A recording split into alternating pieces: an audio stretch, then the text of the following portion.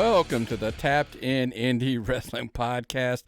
I'm, of course, Nick McDaniel, and Bryce Cannon's joining me once again. Bryce, the training wheels are off. We're off to the races this week. We are off. No more, like you said, no more training wheels. It's time to do the big boy stuff. That's right. You got to be like, we're locked in. I was joking with some people about last week. I'm like, hey, anytime you do it's like with interviews, even sometimes it's like, hey, it's a little back and forth. And I'm assuming, like I always joke with wrestlers when we do it, I'm like, hey, it's kind of like working a match. You got to get in there and, get a feel of each other at first. But the next time you wrestle, that's not allowed. You got to do it right out of the gate, man. Yeah, and I felt like we had great chemistry, and got a lot of good feedback on from some of the boys in the locker rooms and things like that about how the podcast went, and said they really enjoyed it. So hopefully we can continue that journey here. Yeah, man. And look, I know a lot of people were surprised, and we're going to do something a little special this week. I put the post out over social media. First and foremost, appreciate everybody for sending in the questions. I put out Ask Bryce Anything. Thought it'd be a cool twist to this week's episode since we had you. I thought about it, actually. I didn't tell you, but I thought about it actually prior to you coming on. But I was like, well, we can't really do it the first week because that kind of spoils the surprise to who the guest host was.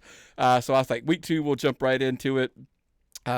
Although it's kind of funny that I forgot to mention that to you. And I was like... Yeah, I think you had already posted it. And then you said, hey, by the way, we're doing this episode where we're doing Ask Bryce Anything. I was like, okay, yeah, I mean, I'm all for it. So it's, it'll be fun. But yeah, no, I went ahead and shared that post. Already had some people trying to send me questions, but I told them, you got to send them to the email. Follow directions, people. Come on. Yeah, exactly. And look, some great directions. If you have anything to do with us, anything on the Tapped Out Podcast Network, you obviously should follow directions. Go to patreon.com/tappedoutpod. Sign up there. We try to make it simple for you. The free membership's going to get you Phil Stamper's National Indie List, gets you the Georgia Wrestling Spotlight. All of that is free every single week. Yes, more to that to come. I'll explain that a little bit when we come out of this little break here, plugging the Patreon. But also for for $1, you get the show notes. You get all, the weekly TV show reviews, PLE reviews. $5 levels, you get the weekly shows early. $10 levels, you get everything early. And when we do anything bonus, like interviews or anything like that. But you also get that digital copy of the monthly exclusive Patreon only digital Tapped Out collectibles. And then for the $25 level or higher, you actually get the physical 8.5 by 11 autographed. Big surprise. Like this week, I'm printing those out, so those will hopefully go out midweek next week when we have those. So this month is great. Not 1, but 2. Deadline's already passed. We told you that was the 7th. Deadline's already passed. The people that are $25 members higher will get those.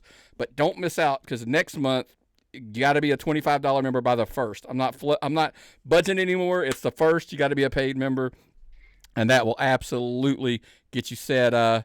Have you seen some of those? I mean, I know let's be honest, you've actually selling some of those.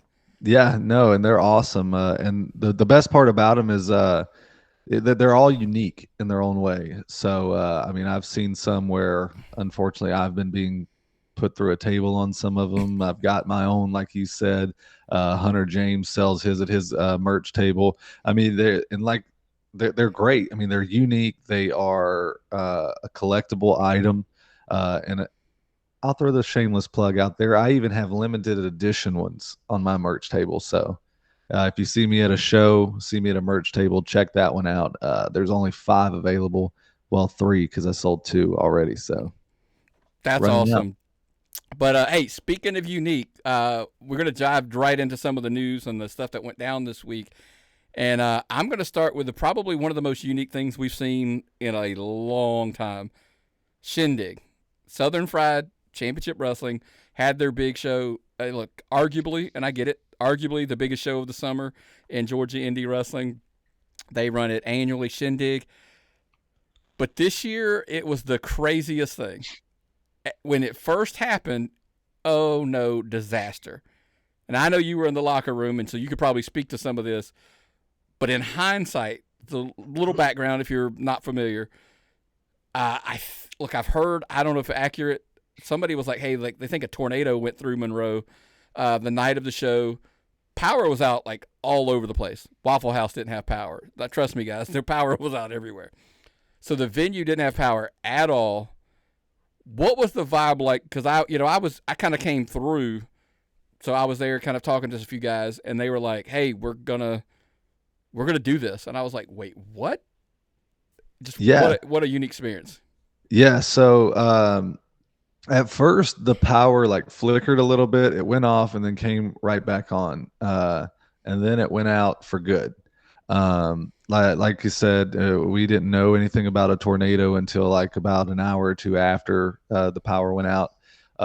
You know, everybody was kind of, okay, what are we doing? Are we gonna, show must go on, but is it actually going to? So there were a lot of questions, but one thing that was super cool is like, and not to peel the curtain back too much or anything, but it didn't stop the boys from doing their job. And what I mean by that is guys were still calling their spots. They weren't letting this power outage affect, what Guys were they were treating it like wanting. business like usual, business as Right. usual, right? Business was going as usual in the back. I mean, there were questions. Okay, is it still going to happen? That was the big one. But then we kept getting word, hey, power will be back on in 30 minutes. Power will be on in 20 minutes. Power should be on in 40 minutes. Power's not coming on. And so I'll go ahead and release it. 5 minutes before my match, they were still scrambling. Are we going to do this or not? I was standing behind the curtain and they're like, are y'all sure you want to do this? And we're like, yeah, we're here. Let's go. Like these people have sat out here waiting this entire time, and it's Shindig. Shindig lights out, I guess you could call it, like it was cool to be a part of, but also like it was inspiring to be a part of, to see like, guys still care about this sport and like what it means to the fans and things like that, as well as looking at what the fans did. I mean, I didn't see it firsthand, but from what we all heard is nobody left. Mm-mm. Nobody was wanting to leave. They were wanting a show. And so yeah, I mean, it was to Southern Fried Management, thank you. I mean, they weren't wanting to put anybody's health at risk as far as the wrestlers are concerned, because it's challenging going out there. Depth perception is definitely different whenever you don't have as much light as you're used to. And I mean, they asked us several times, is this something you want to do? Is this something you want to do? And so yeah, I mean, but I mean, the locker room business is normal, other than we just did it in the dark. It to you to for talking about the fans, it was hot, like because there's no fans, no AC, nothing. I mean, it was hot in there, and I won't lie. Like I had to get up and walk because just being packed in there, it Yeah. was hot, and they stayed for a reason. I mean, Well, um, that was another condition in the ring. It was like, it was not only the lights or the lighting that we had to deal with. It was hot. It was stagnant. Usually that building is pretty hot anyways, but not having power or anything circulating through there was rough. And like, just firsthand being in a match, we were chain wrestling, doing the grappling stuff at the beginning, and I was just slipping right off a chip. When it was just a combination of both, like sweat and everything. I mean, but freaking course, Chip's a technical wizard and somehow still got me. I couldn't slip away, but yeah, it was like the conditions were rough, but we were safe. Nobody got hurt. Everybody was safe, and well, as safe as they could be, especially with that main event. But that's yeah, to be talked about. yeah, and so I mean, like, look, we're going to go obviously match by match on the Georgia Wrestling Spotlight. Make sure you're a Patreon member; you'll catch that. That'll be there. Um, but I didn't want to get into it, but yes, Chip got the better of you that night. It happens, and like I said, we'll share our opinions over on the Georgia Wrestling Spotlight. Well, I'll share my quick opinion real fast, and that is that I don't think there was an actual tornado or storm or anything. I think Chip Day has some kind of connection to the city of Monroe. He gave a quick call. Hey, this dude's already beat me once in a match of the year match. Like, come on, cut me a break, cut the power off. Do what you got to do. That's my assumption. I've heard a little bird say that it's true, but to be continued. To be, We'll see. Yeah, investigation to come. But look, I felt like there was enough light, not normal, but there was a pretty good bit of light until we got to the main. Right. But for the fans, look, there was one camera that came in that had kind of like a spotlight on it, and then all the fans, holding up their phones and lighting it up. It created just a vibe and an atmosphere and experience. Like I said, just everything about it that I said. I talked to David and Todd after the show, and I kind of said what could have been an absolute disaster created something that people will be talking about 5, 10, 15 years from now. Right. Shows come and go, even the big shows. When people talk about, hey, you remember when they ran? Like, with all due respect, I can't tell you what happened at Hardcore Hell 5 years ago or 10 years ago. I can't tell you what happened, specifically in every single Rumblejack. And it's one of my favorite shows, but it's hard to remember off the top of your head. But we will remember 5 years, 10 years from now, the shindig that happened in the dark. Because it's just going to be so different, stand out so different. And it's the crazy part to take it over the top is the match that they had at the end, that outright brawl. It was just total chaos. And that was when I was making show notes, this is total utter chaos in the dark. Yeah, and I even told Todd when they came back from that match, because I was in the audience. I stood by Adam's booth and watched the match, just because I heard both teams separately just talking about the ideas that they had for the match, and I'm just like, this is going to be nuts. And I mean, that's exactly what it was.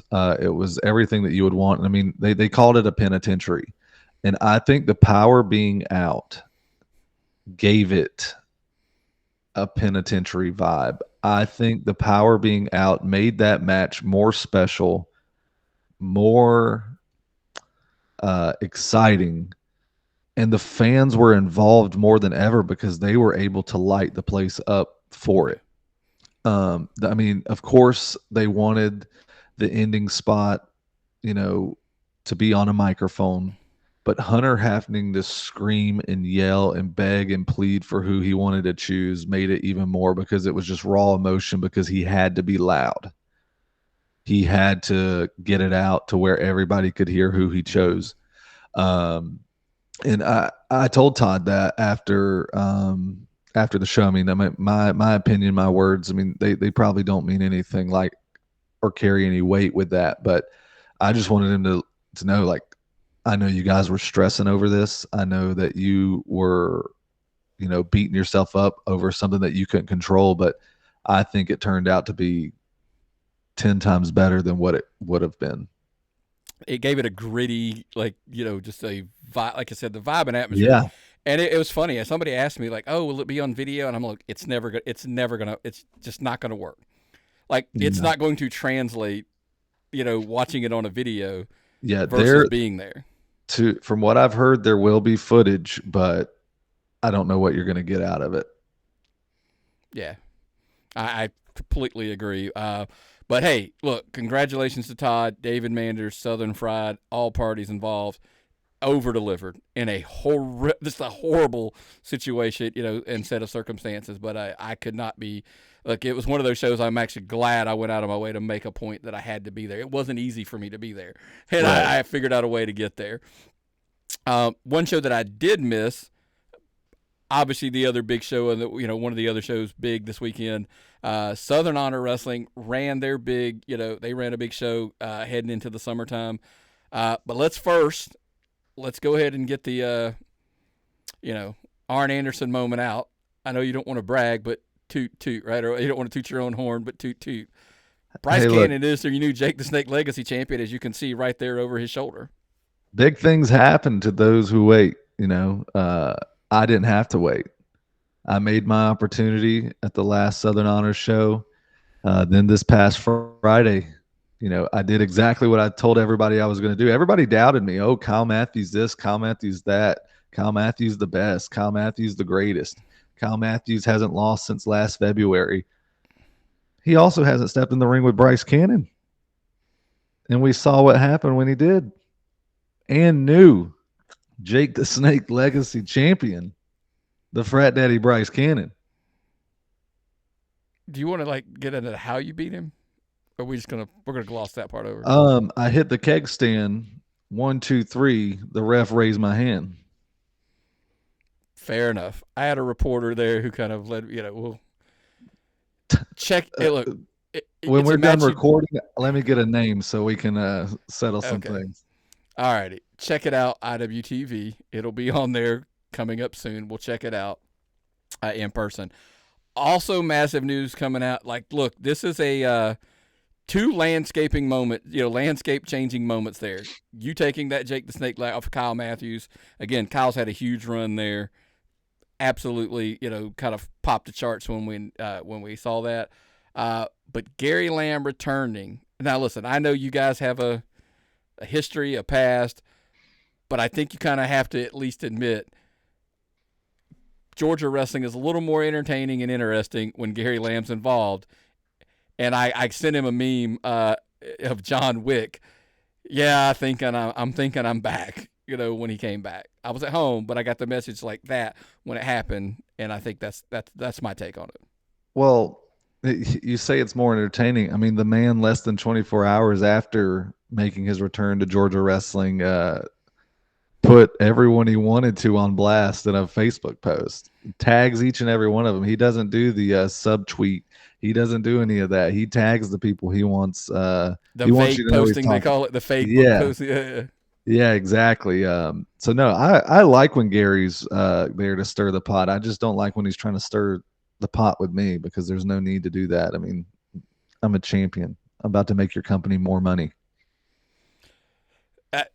That's hopefully you guys can. Here's the thing. The good news is I think you're probably going to be out of his crosshairs because he's so going to be focused on the other major issues that are going on with the company with Gunnar Miller, Matt Griffin. Exactly, because this problem's fixed. This problem is safe.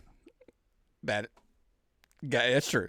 But Matt Griffin and Gunnar Miller obviously have been a thorn in the side of Gary, Dylan, Juju, Sauronaro. Luckily Gary makes the save, gets Juju back, and all things worked out in the end. But it still looks like there's still a long way to go in this. There's this is far from over. Yeah, and I want to point something out, and it was it put a big smile on my face when it happened because I called it on last week's episode, and I said that Gunnar and Matt should come out to Sarah McLachlan. They didn't come out to it, but they had a Sarah McLachlan package play before their match, and I have never reacted to that like that to an indie show, and I am so glad I was there to see it. But yeah, just wanted to point that out. But yeah, no, Juju's back home safe. From what I hear, there's some type of lumberjack strap match thing going on. So Southern Honor's heating up. Normally they don't run in July, so they're taking a huge risk by running in July. So Gary being back, strap match, new Jake the Snake champion. I mean, come on. Buy your tickets at the door when they go on sale. And the Southern Honor Championship situation, that's heated up. So they're firing on. And I think, yes, we are Gary's return. Hey, look, again, trying to step aside for a second on the, I felt like one of the best things to happen for Southern Honor was Gary stepping away for a little while. I think they established their footing. I think they kind of found their identity without Gary, without him being there. They've got a base of a crowd. Like, hey, these are Southern Honor fans.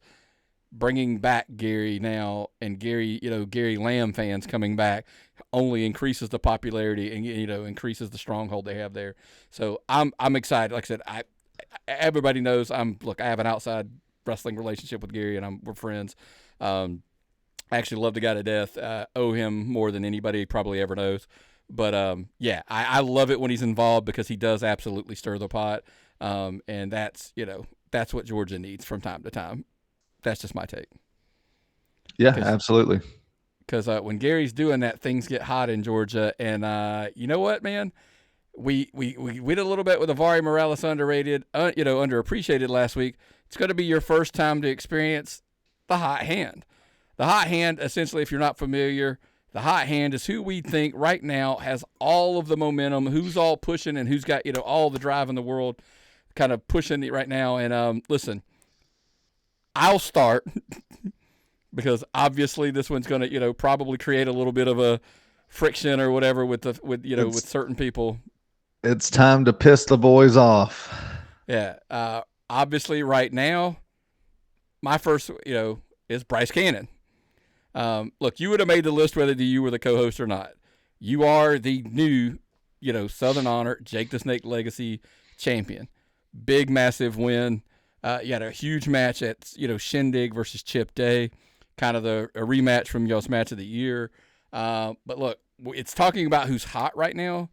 And I don't know if there's anything hotter that, for somebody heading in for the next, specifically leading into this next week, but this coming up weekend. I mean, Matt Hardy, QT Marshall, and Bryce Cannon in a triple threat at Lariato Pro. I don't know that matches get much bigger than that for somebody, here on the Georgia indie scene. Like, that is a massive, like, again, folks, I'm going to repeat. Matt Hardy, TNA, contracted wrestler, QT Marshall, AEW, everybody knows what he does there. But he's also, super talented against Bryce Cannon, who, by the way, is your Lariato Pro, champion. So lots of momentum there across the board, I would have to say. That's just my... Yeah, no, absolutely. That guy, he's doing well for himself.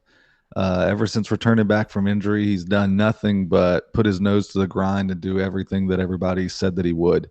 Everybody looked to... hope that he'd fail.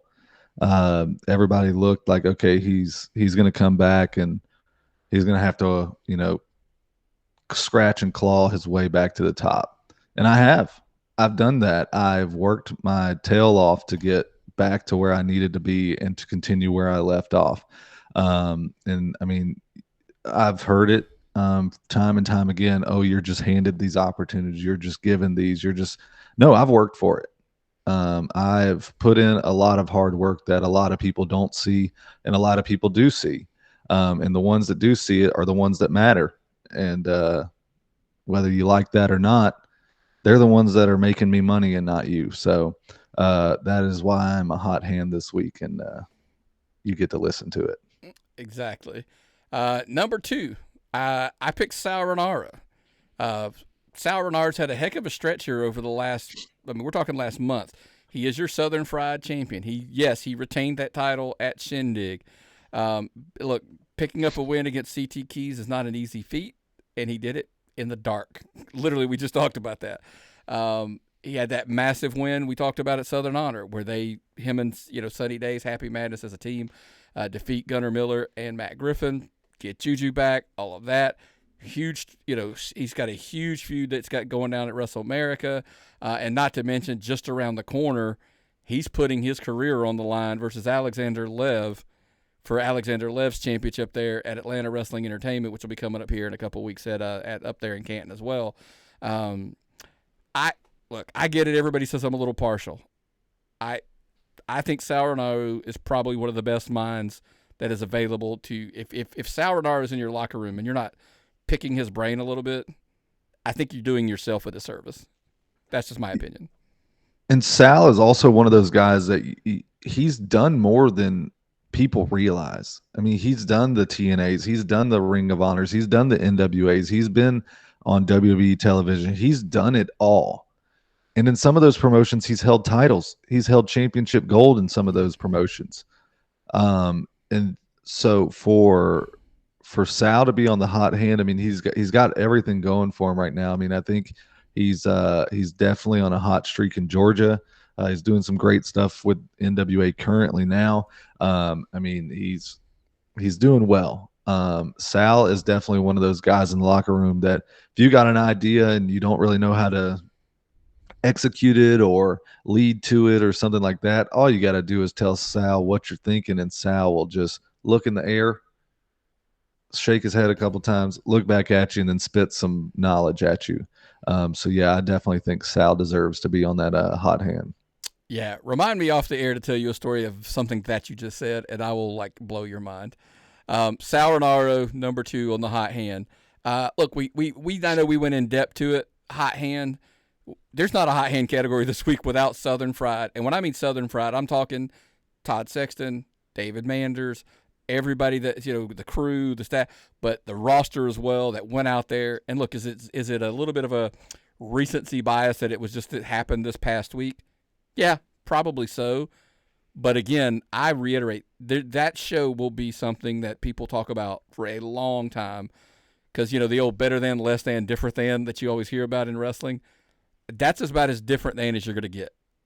And that's why we're going to remember that show for a super long time. And for them to, I always tell people, just even my professional world that I come, the chaos is that's where you will strive. That the people that strive during chaos and can hold things together, those are the successful people.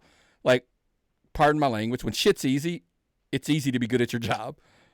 But when things go sideways and things go, that's when you find out who's really meant to do it. And that's kind of what my example of why I put them in this category. Yeah, I mean, I think there was only one way to describe it, and the reason that they're on the hot hand this week is they didn't buckle under pressure.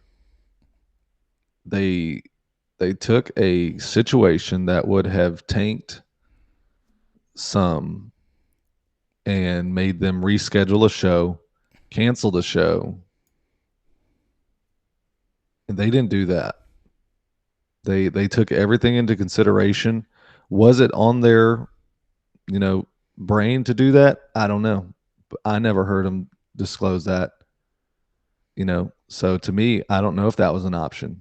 I just know that they wanted to give those fans a show to remember and put on, Shindig. Lights or no lights, power or no power. That show was going to happen. And so, yeah, I definitely think Southern Fried and that entire roster deserve to be on the hot hand. Yep, 1,000%. Number 4, listen, I walk a fine line with One Fall. One Fall Wrestling is absolutely the next one on my list. And I say the reason I walk is there's a couple things I know from time to time that I always like. I've already gotten slapped on the wrist once. like, hey, that wasn't supposed to be on the air. And I'm like, oh, I forget that conversation. Yeah, but I will say this. The sheer volume of shows that they're putting on, the talents that you can see at any given show at any given time. I mean, it is absolutely crazy I've seen their calendar through August. And I don't think there's anybody else. There's only one promotion that I was like, maybe they're trying, but they're not even close to that. Think about this. I told somebody they're running more shows in July than some promotions run all year, which is just bananas to think. And everybody's like, well, anybody can run a bunch of shows. I wanted your input on this because some of the ones that I was talking to, anybody can just run a bunch of shows. And I'm like, yeah, but look at the roster they're spitting out show after show. Yeah, and it's also anybody can run that amount of shows, but how many of them are running center stage amongst all of that? None. Yeah. So it's like for them to run a bunch of shows, they're gearing up to what is considered a pay-per-view for them. Of course, they're going to run shows. They want to sell that place out. And how do you sell that place out? You're not going to do it by running one show in June and then hoping you show up to center stage in July. No, you've got to build up to this. And that is exactly what they're doing. If you follow their social media pages, you are watching them constantly push storylines of things that happened at last show that's going to continue to this show. And they're also posting other shows that are going. I mean, they run Mondays, they run Fridays, they run Saturdays. Mm-hmm. I mean, they're doing it. They're doing the thing. And it's McDonough, Watkinsville coming. Dahlonega has been added to the mix. This is where I get in trouble sometimes when I say buildings that building's not announced yet. But so we'll go with there. I'm going to stick with there and stop.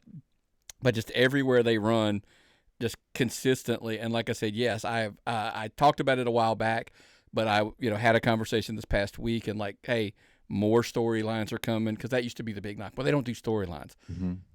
More storylines are coming. Like they've crowned their first, their first champion. More to come. We'll leave that there.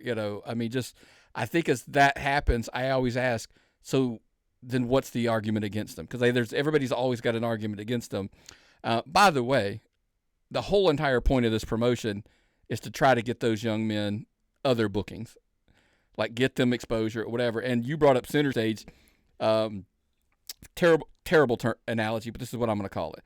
I almost call the center stage show, it's kind of like it's an appreciation show to all of the kids that have worked super hard and worked for them for a year.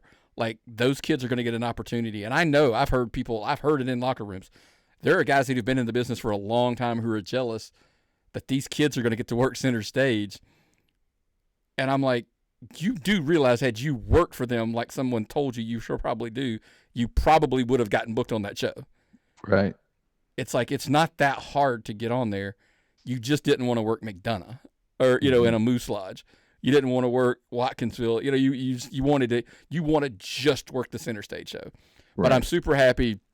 A lot of those kids I'm starting to see the superstars at Viral, the main men at Next Level, the main men here. There are a lot of them. Parker Lee and KJ Impala at Wrestle America. So I'm like, hey, so this is what it was meant to be, because I promise you, getting people to work the show because all the other kids are gone somewhere else, I think that management staff can pull it off. Yeah, I think they're going to be fine. So one fall, that is number 4. Number 5, this one might throw people for a loop a little bit, but if you've been following social media over the last month, Lariato Pro, huge card, huge show coming up. Literally, we'll promise you, patreon.com/tappedoutpod. There's going to be a conversation about this show a little more in depth, because it is. We talked about it during when we talked about you, Matt Hardy, QT Marshall, Bryce Cannon, triple threat for the title. Yep, that'll be your main event. And I mean, there's also, you've got former NXT star Bull James, you've got the Good Brothers, you've got Simon Sermon, you've got Michael Stevens, you've got John Schuyler, you've got TV talent, you've got up and coming stars, you've got everything that you could ask for. There's I'm sure a hardcore match somewhere on there. But yeah, it's definitely going to be one of the bigger shows there. I mean, ringside alone has been expanded twice on the website, www.thelpwg.com, and sold out both times. Both sets of bleachers will be out. It's going to be a packed house and a show that you do not want to miss. I'm looking forward to it, of course. Looking forward to walking away with my heavyweight championship and being able to say that, I got to beat Matt Hardy and QT Marshall. So yeah, I'm looking for it. And I'm just glad that Lariato is finally getting some recognition. And yeah, it's one of the biggest shows probably that I'll ever be a part of on the independent level. Just looking forward to it. Speaking of big things, is there another reason why people should want to be there in person? Yeah, a little birdie has told me that there is a big announcement that will be made. Can't go into any further details on that, but June 14th in Dublin, Georgia, a big announcement will be made. I have no idea what it is. So I've got my guesses, but everybody can do that. And the only way to find out is to get a ticket now and show up and hear it yourself. Well, as of right now, my plans is actually to make that trip. It is a bit of a haul, but if I can, we got the arrangements quasi settled in. Once we get them locked in, that is my plan to be there on Saturday.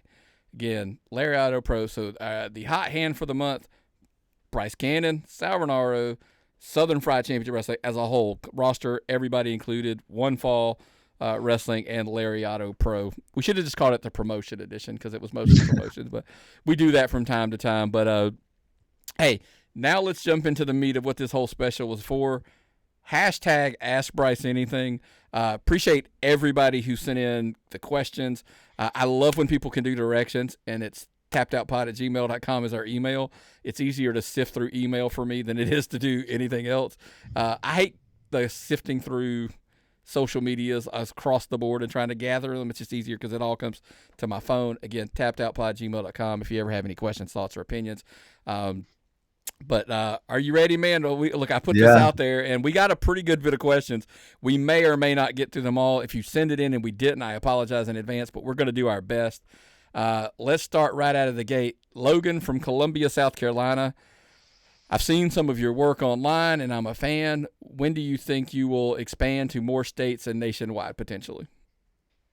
That's a good question. And let's see, of course, not this weekend, but next weekend, the 21st, I'll actually be in Florida. I've got some bookings scheduled in Tennessee. So we're pushing out there. Mainly started focusing on Georgia again, building my blocks back here right after the injury. But I mean, I've worked in Texas and various other states. So the Frat Daddy has been nationwide. It's just a little harder. Sometimes it has to make sense, so because traveling is not cheap these days. So nationwide is hard for some of us, but I mean, it's definitely something I like to do. If you know a promotion in your area or a promoter in your area that is looking for a top talent to bring in, throw my name out there. Tell them to hit me up or send me that promotion so I can do the legwork myself. I don't mind getting my hands dirty there. But yeah, I'd love to be nationwide way more than I already have been. But like I said, check my calendar and watch my social media pages because we'll be promoting those Florida and Tennessee shows here soon. Stoner Scarface. Yes, that's the real name. Stoner Scarface. First of all, just want to say I'm a huge fan. Bryce, can't wait to see him beat up Matt Hardy this weekend. My question for Bryce is, does it make you feel like you have to kick it up to another gear facing the bigger known stars? And I have seen you face Matt Cardona and do some work with JBL as well.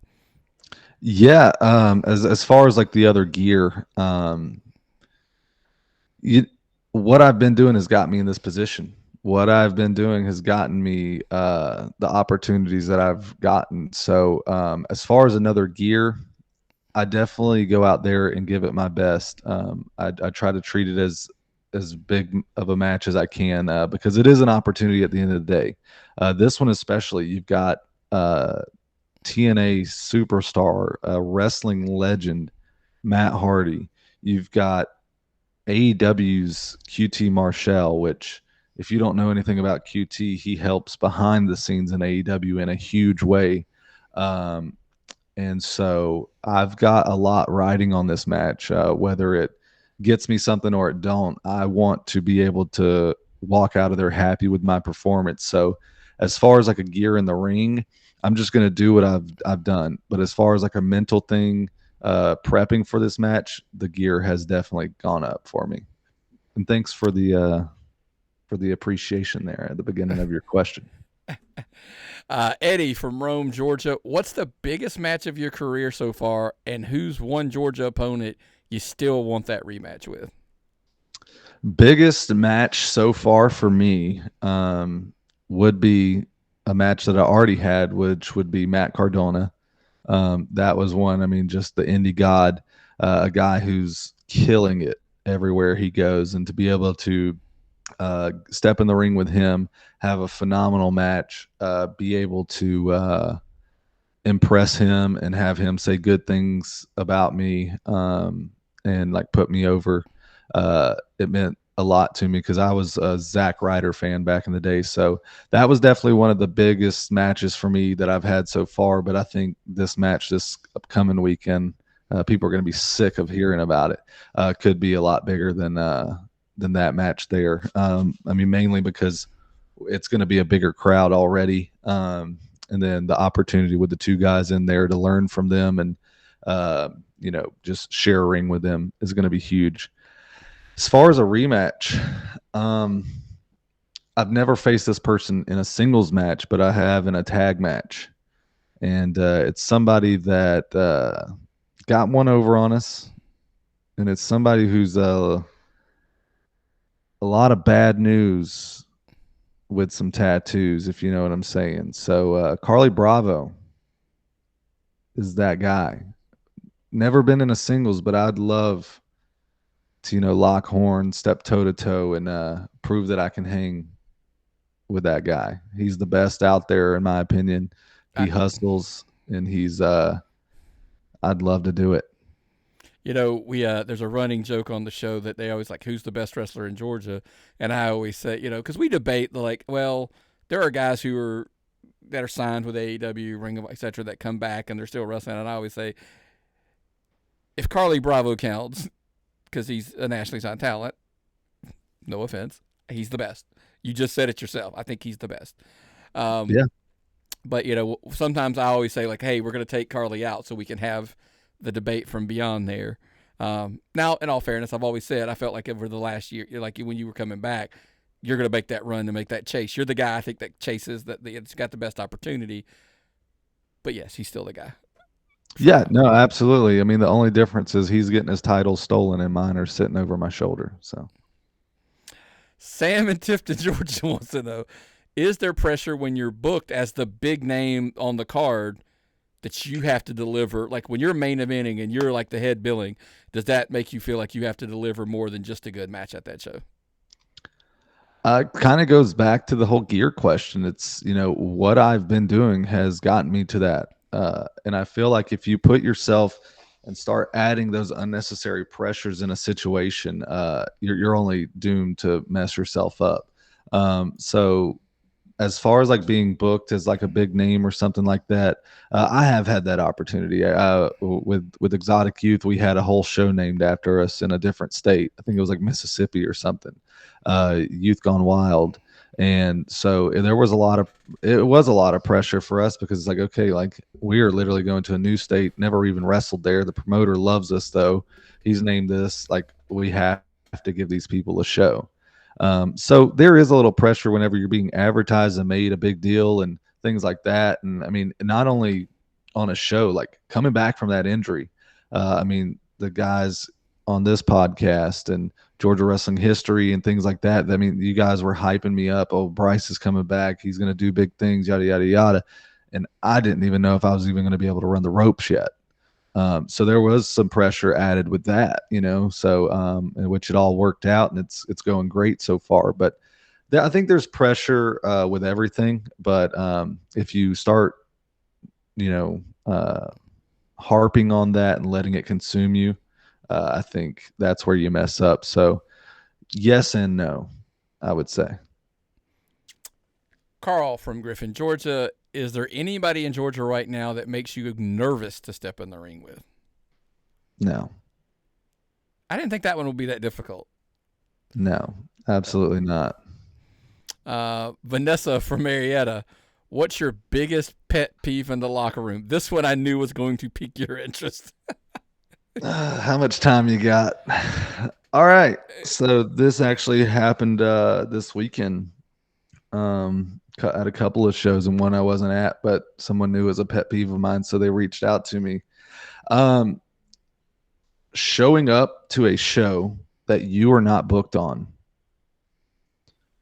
and expecting a booking, and B, not having any locker room etiquette. And what I mean by that is you are in the way. You are not helping with anything. You're not helping tear the ring down. You're not helping set the ring up. You're not. You're just a body in the back that shouldn't be there at that point. And the way that I'm going to put it nicely is, if you're going to be that person, either don't come or go buy a ticket and sit in the audience, because you're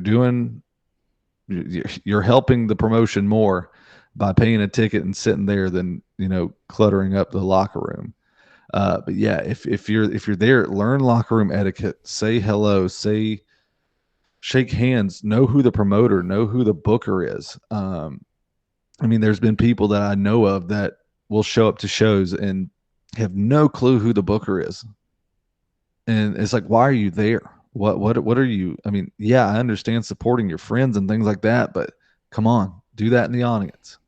Like, if you're going to go through the back and you don't want to pay a ticket, it's crappy, but go go through the back straight to the wherever the ring is set up.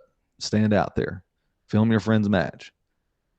Like I don't know, but that is one of the most frustrating things to me is people who just don't have any locker room etiquette and don't like understand the business on that side.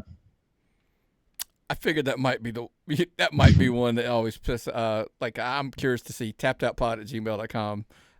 For anybody wanting to send those responses in. Nate and Carrollton, what's your take on talent doing too many promotions? Can working everywhere hurt your value? Yes and no. And the reason I say no is because I heard Matt Cardona on a recent podcast talk about how if they can meet his rate and he has the date open, he doesn't care where it is. He's going to go. So, in that regard, if you're looking into it like that, I don't think it does. However, if you are one of those who are stuck in a storyline or your main goal is to tell stories and not get necessarily the reps, then I think working too many promotions could hurt you in that aspect. Because if you're working so many promotions, chances are there's going to be some conflicts in your schedule. You're not going to be able to make every show. You're not going to be able to make every date. So if you're trying to do a storyline, you need to make sure with that promotion, hey, I've got these dates available. Let's do something. Or if you're just trying to get those reps in, you're just trying to get ring time, you're trying to get some mileage, take as many bookings as you can. Work every Friday, Saturday, Sunday, Mondays, Tuesdays, whatever there is a show, go do it. Especially like the young guys. Working too many promotions is not going to hurt you. All it's going to do is expand your horizon. As we talked about last week, let you work in front of different crowds, let you work different people. But again, if you're wanting the storytelling aspect, I think working too many promotions could hurt you because say you get hurt in this storyline over here and you have to wear an arm sleeve or you broke your hand and you need to wear a cast, but you're not wearing the cast over here, you're going to have to make it make sense. Yeah. So if you're not willing to continue what you're doing here and make the piece connect here, but you're just taking bookings to take them, but you're still trying to tell a story, I think it could convolute what you're doing and mess you up there. So there's different routes and different answers to this question, but the answer is yes and no. Kelly from Gainesville, Georgia, what's the wildest fan interaction you've ever had? Let's see. So it wasn't really an interaction, but it was when we were working KLT in Rome, and I'm glad we didn't interact with them. But apparently, we generated so much heat that there was a fan outside with a gun waiting for us to come out. So I think that's like one of the wildest things that I've ever had to experience. And then like back in AWN when they ran in Fort Valley, I've been walked to my car several times, and then I've been told, "Hey, don't go out just yet. Like, let the parking lot clear out a little bit. We don't want them to see what you're driving. This, that, and the other." So, let me ask you this. Sorry, Nick from Houston wants to follow up and ask a question. Do you feel like there's lots of wrestlers who are afraid of real heat now? Like, does everybody want to be? I always get this vibe of most wrestlers that want to be heels. They want to be the cool heel. Like, yeah, yeah. And it's time to put someone over, the Bryce Cannon special here. Hakeem Young. That guy is not afraid to go out in an audience and get heat. He's not going to do it from inside the ropes.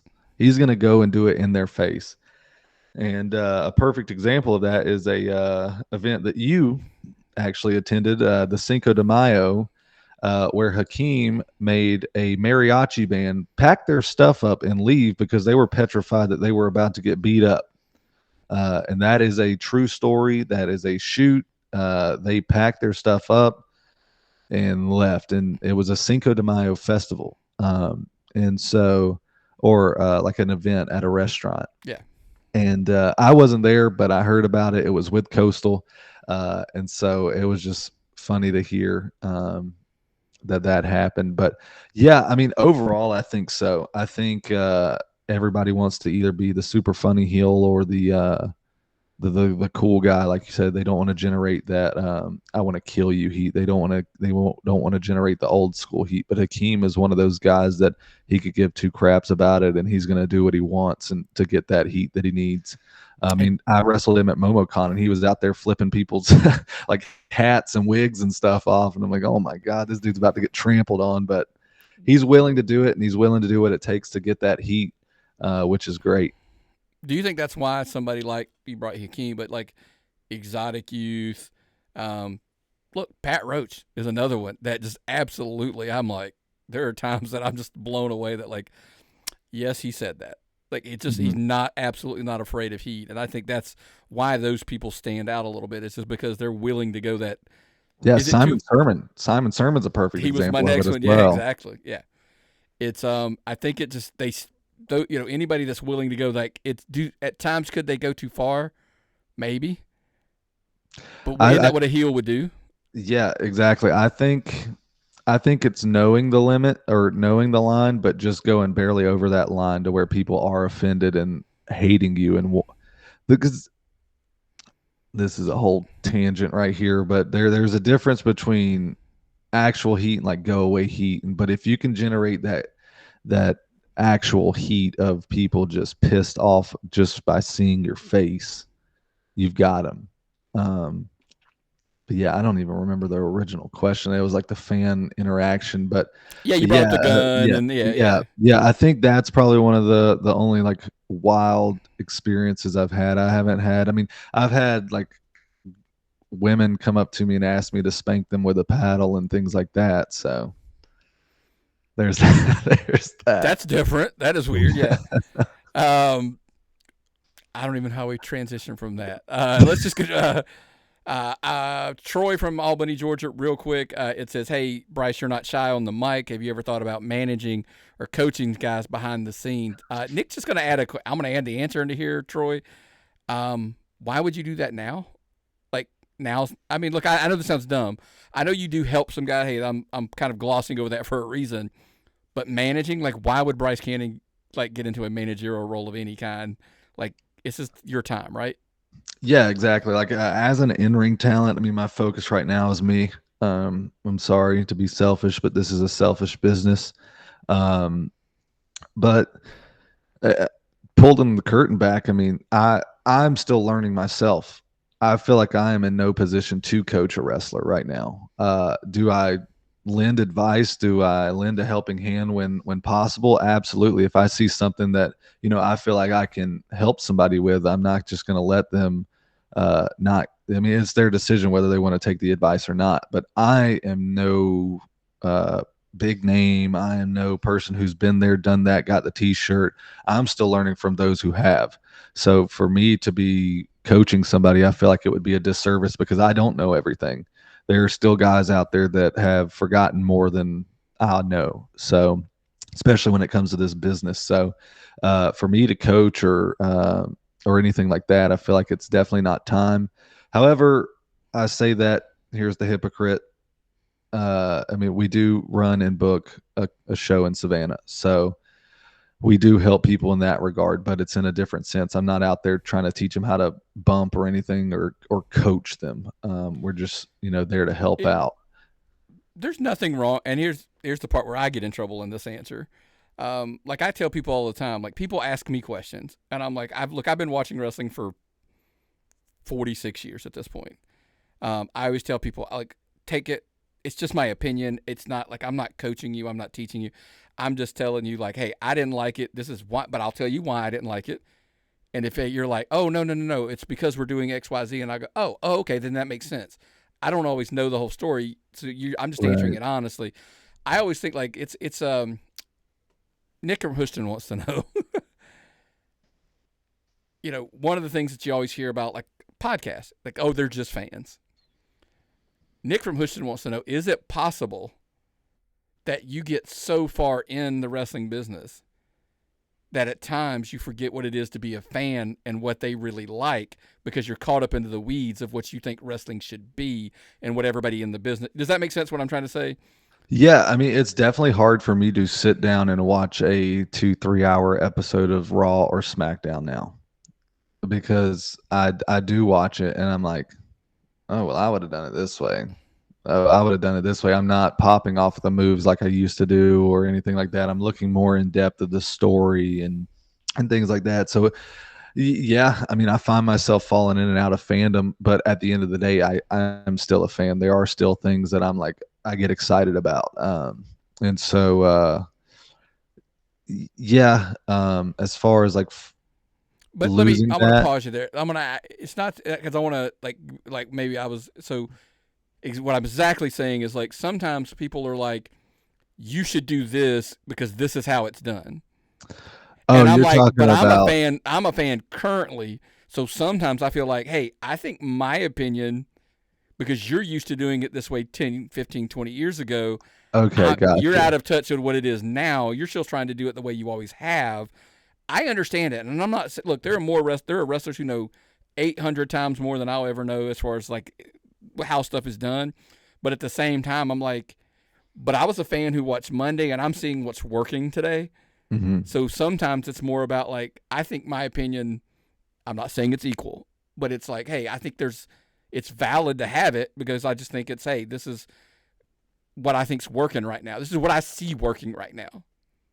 Yeah, in that case, then yeah, I think that wrestling is one of those things. It's not. It's ever changing. It's not, and that's the thing too. Though is you grew up on a different wrestling than I did, so what you like is different from what I like, and what the person asking the question is. Yeah, there's certain ways. Which I actually listened to a master's class where Bully was talking about. You need to do um, things like that work, and he was talking about how to schedule a match and how people have changed the evolution of how a match is put together. Because back in the day there was a certain formula, and now it's like, oh, let's change it a little bit. And he goes, it's not working. And so yeah, I mean, I think it's preference really, on everything. Everything's subjective. Creative is subjective. That's one of my favorite sayings in wrestling. Jason from Athens, how do you handle wrestling guys you came up with who didn't maybe evolve their brand kind of like you have over time? I mean, like, Mm, it's mm, funny. mm, Go back mm. to when you started to now, and the guys that started with you that are pretty much, they're still that guy. So I would love to know who Jason is, because I feel like he's talking about a specific person, because I've been very vocal about it. There's a guy, I mean, I trained with. I'm not going to blast his name out, um, just because he's done that enough for himself. But we trained together. We came up. We've both been in the business the same amount of time together, and it's almost like he just didn't get it. Even though we had the same training, we were told the same things, we were given the same advice, even when it came to character work, even though it came to fundamentals. It was like he didn't care. Some of us cared too much, and we just took the ball and ran. And he's still dribbling at the end of the court with it. So it how let's see, the question is, how do I handle him? I let him sink. It's a sink or swim game. Yeah, it's not my job to pull you up. If we're in a match together, absolutely, I'm willing to help you out however I can, so I don't look like crap. On the other hand, we're I'm going to succeed. You're not. Not my problem. Fair enough. Last one. I saved this one intentionally for last. Jake and Warner Robbins. Let's say the NWA, TNA, and AEW all came calling at the same time. Which one feels like the best fit for Bryce Cannon today and why?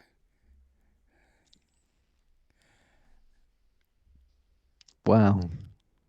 So here's where I shoot myself in the foot, I guess, if anybody's important's listening. Um, in all honesty, I would say TNA. TNA, because they're just, and I don't mean small in a negative connotation. They are just small enough to where I'll be able to learn how to work a TV style match, how they want to work the cameras, how they want to, um, you know, produce things, how a TV production is ran. And the reason I pick TNA and say that is because you can make the argument, well, NWA does the same thing, AEW does the same thing. With TNA, I feel like I would be able to learn all of this stuff while also at the same time getting good exposure. The name value would increase there versus going to NWA and doing this, because I know a lot of indie guys that are doing the NWA stuff right now, and it's like it could just be them not using their potential and putting themselves out there enough with it. But like with TNA, I mean, you're hearing like the new signings that these people are getting, and I mean, they're getting used. I mean, look at Casey Navarro. He is blasted off. John Schuyler, Jason Hodge. I mean, a bunch of guys that you're like, okay, well, who are they? But go look at them. They're phenomenal athletes, and they have grown exponentially with TNA. And so you could say, well, what about AEW?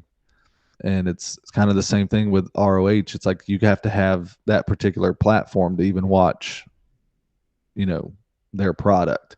If any of them called, I would take an opportunity. But I think like TNA would be the best fit out of those options. Well, again, not to try to shoot you, one addendum to that I wanted to ask is a lot of people, I'm hearing this more and more, by the way. I had a couple conversations with a couple guys that were like, hey, TNA might be my best bet because I get what I get. I can still work indies. I know you can with AEW, etc. But they're also like, but then at some point, this working relationship they have with WWE is kind of a, clearly that means somebody at WWE is watching TNA at this point.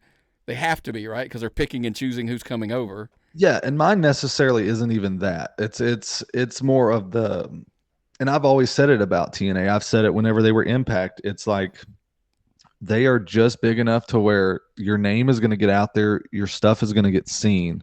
You're going to get to learn how to work the cameras. You're going to get to do the big entrance. You're going to get a lot of media stuff that you can post on social medias. They're going to make you look like a star. And I mean, TNA right now is going crazy. They are doing phenomenal with what they're doing. So, I mean, all of those options, of course, are, terrific. But I just think TNA right now, excluding the whole WWE partnership, is the best option for Bryce Cannon. Well, man, that was a lot of questions. We got them all in, believe it or not. I actually thought we might go a little long on there. And again, we appreciate everybody that sent those questions in. If you want more questions, look, we can throw a couple in. We got you for a couple more weeks, so we'll throw them in there. If you want to, send those to tappedoutpod@gmail.com. And of course, if you are a Patreon member, patreon.com/tappedoutpod, you can comment on the video or message me. There's a private message feature there as well. You can send me if you're a Patreon member, patreon.com/tappedoutpod, and you send a question for Bryce Cannon, I'm 99.9% telling you I'm going to use the question. I'm saving that 0.01 because I know a few of our talents who are members on Patreon. I'm not sure the question we would get, but make sure you're supporting the show, whether it is, again, on patreon.com/tappedoutpod. You get the Georgia Wrestling Spotlight, all the other perks in there. We're not going to run down them again. But, of course, if you're a YouTube watcher, make sure you're doing like that little – if you're watching the graphic there, subscribe to the channel, click that little notification bell to make sure every time you get a new episode, you'll get that notification. And, well, the cat's out of the bag, by the way. As of last week, I posted on social media. You probably have noticed. We are back on Spotify, Apple Podcast, and Amazon Podcast as well. Yes, we're on YouTube Music still. That's just part of the whole YouTube package. But, look, I had enough people hit me up and ask. And so now not only are you in the YouTube podcast world, you're actually in the audio podcast as well, man. Yeah, I love it. Wherever my voice can be heard. And then, guys, hey, we appreciate all the support. We got you 2 more weeks, man. Look, we're 2 down. Yeah. So I'm happy. I would like to know how the fans and I guess the boys that watch how you're enjoying it. Let Nick know. Let him know if I'm doing a great job, poor job. I'd love to know. I'd love to get some feedback on it. So I did get some feedback. I'll let you know on the air. I had somebody ask me and said, they really enjoyed the different take that a different perspective on it. It's just not some Mark answering their opinion. They're throwing their opinions out there. Is what they were joking with me and said. So much so that I said, this might be something we do more often. Whether it's another talent that wants to sit in for a tapped in episode or sit in for a tapped out episode, not just an interview, but like, hey, let's do the full-fledged do the show. Tapped out's a little more tricky. People are a little more hesitant about being honest when it comes to the big promotions, the national promotions. They are the local, but so you may have been a trailblazer and set something up that down the road we start adding some talents doing these specific shows. Absolutely. Hey, I think it would be a great idea because, I mean, yeah, you and Nick have great, or you and Heath have great, insights and opinions and everything. But when you've got a wrestler or a manager or a booker or a promoter or somebody like that's, in the wrestling business, not that you guys aren't, it just gives that, extra like, oh, okay, well, I didn't think about it that way. So I think it would be a great idea. Well, look, we hope that's what we're here to do. We've always tried to say we're here to add just our opinions, but also try to bring a light to promotions, talents, and I thought this was another way maybe that we can get some more talents involved. But look, if you're looking to support indie wrestling, obviously watching, listening, however you consume our content, it's a great way. But I always try to say, Heath always says the best way to support it is find a local show, whether it's through our Making the Drives post if you're here local in Georgia that I put out every week, or if it's on the Patreon page for free. We do a nationwide list that, look, full credit to Phil Stamper that he puts together, and I just post it on there. It's public. It's free. Go out, buy a ticket, go to a local indie show, and as Heath always says, you might look across that ring, see a couple good-looking guys, and maybe we'll see you at the matches.